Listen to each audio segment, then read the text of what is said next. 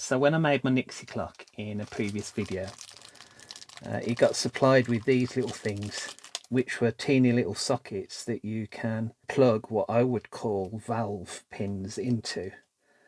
And I've done a lot of stuff with making a tester for my Nixie tubes.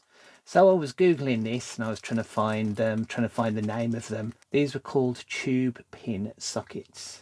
So I bought a few of them, maybe use that for another project with Nixies in the future.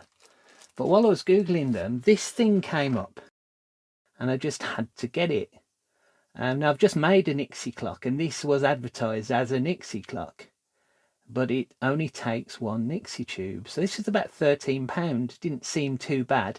It's arrived like this. It's completely assembled already. It's quite compact. It's pretty cool. Came with a battery in. So I'm going to try it. So here's one of my IN-15. Always paranoid about the anode, so I can just about see the little arrow there.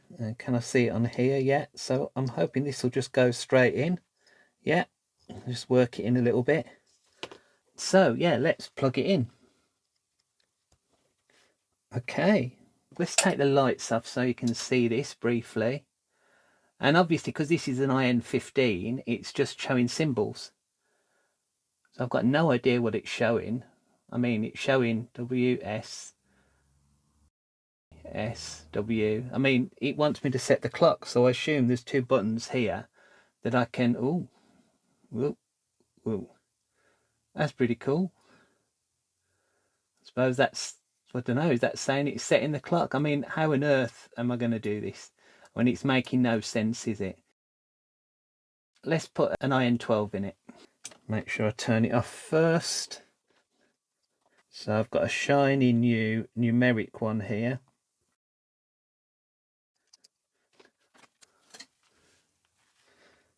All right, so 2, 3. So what's it saying?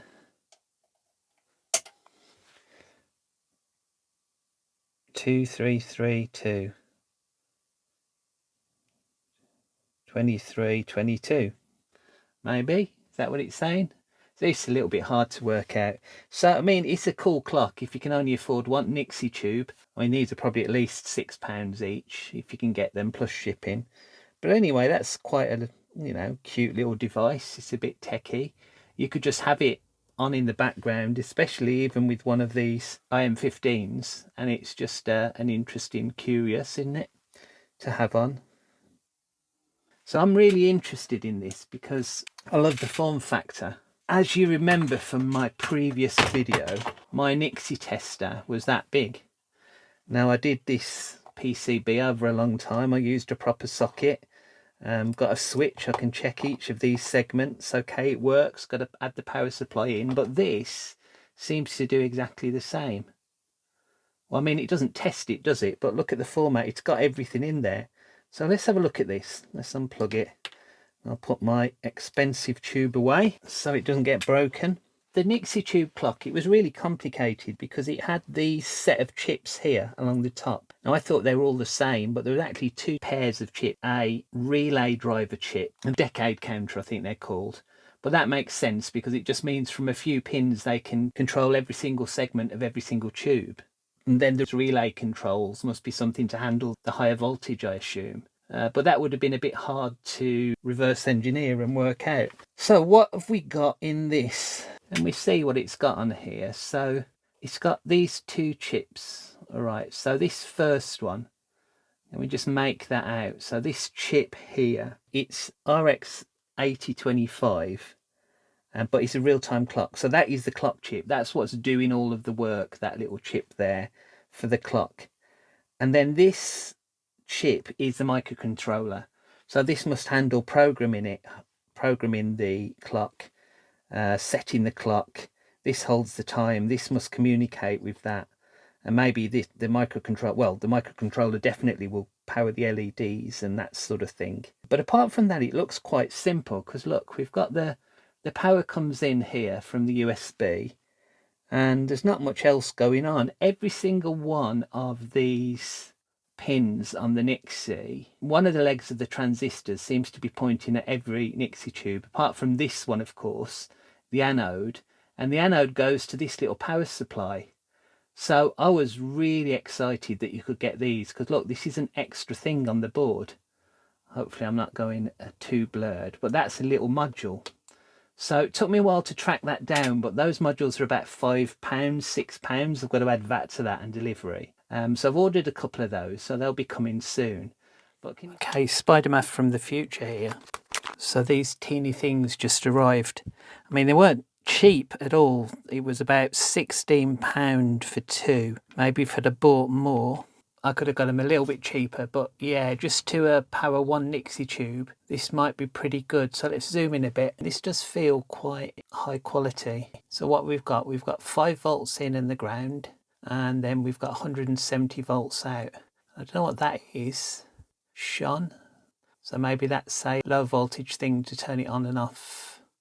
So I think I'm going to very quickly wire this up. Take 5 volts out.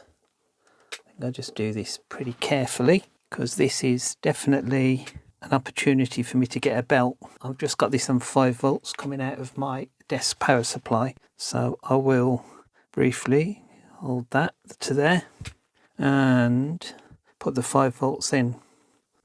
So let's just turn, well, I'll leave my output on.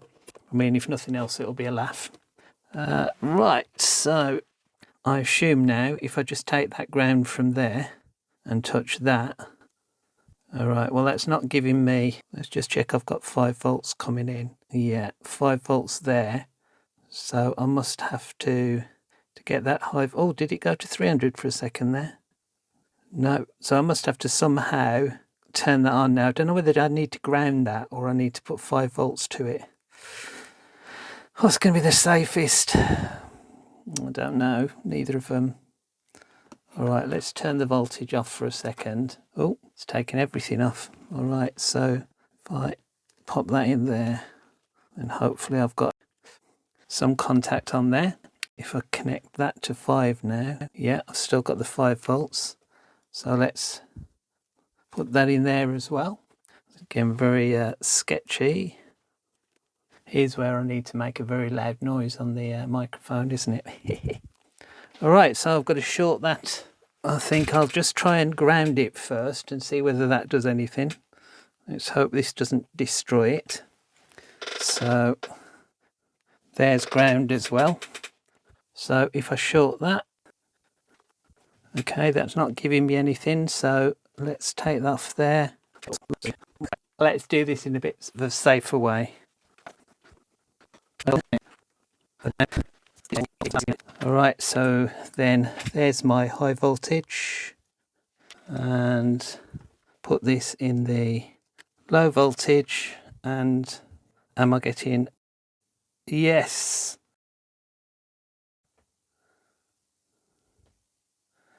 180.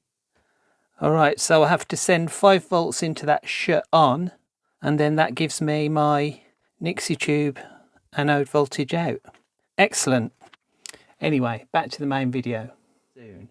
But can you see what I'm thinking of doing here? I can have a microcontroller controlling the Nixie tubes directly, probably from the GPIO. So this microcontroller is just a simple little microcontroller, but there's nothing else really fancy on the board. So it's just this power supply, the switches, the LED, the clock chip, which I wouldn't need if I'm making my own, and that's about it. So just a little introduction to this idea of this single Nixie clock. Pretty cool. I'm glad I found this. So I'll probably try and reverse engineer this.